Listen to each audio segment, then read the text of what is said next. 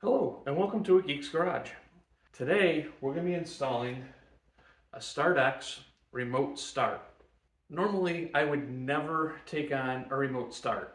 This is supposed to be a plug and play system. So what car are we putting this on? Let me show you. We're going to be putting this on this super sleek 2019 Nissan Versa. Hot. There is a video by the company that does an excellent job taking you through the installation of this device. I'll put a link either down in the description or someplace around in here. It's their instructions. Once I'm done, let you know what I thought of the whole thing. So it's kind of a how to install review. The first thing I'm actually going to do is disconnect the battery. When working with the electrical, I just feel it's much safer. And then get in and start tearing apart the dash to get to the wiring that we need to do. Let's get going.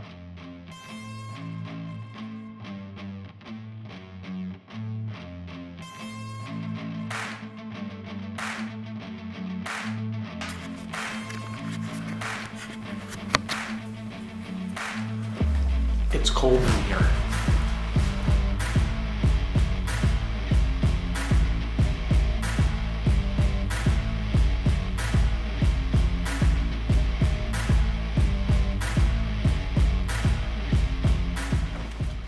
So this is the wiring harness they give you with all the connections on it. It's really nicely made. And then this is the control module. We're going to go ahead and connect all of this in line and then find a place to put this. As far as the actual wiring and what connections go where, I highly suggest you just go take a look at the StartX video. The link will be right here. So check them out for the exact wiring instructions, but now let's go ahead and get this put in there.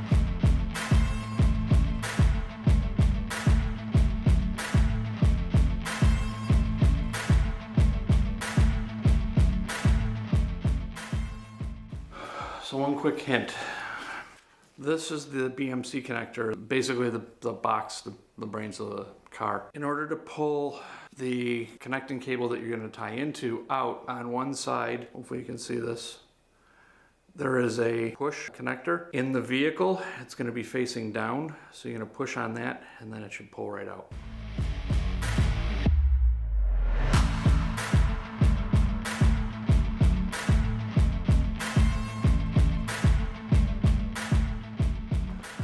They give you no instructions on where to mount this thing.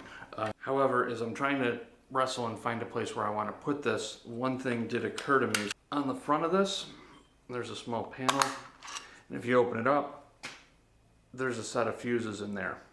So wherever you put this, you need to make sure that you're going to be able to get to those fuses in case you blow one. You don't want to have to tear everything apart in order to replace a fuse. Just something to think about as you're trying to find a spot for this.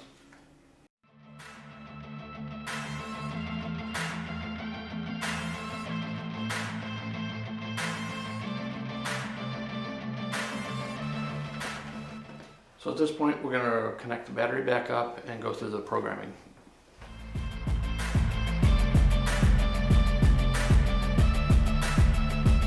And now using the factory remote, lock, unlock, lock.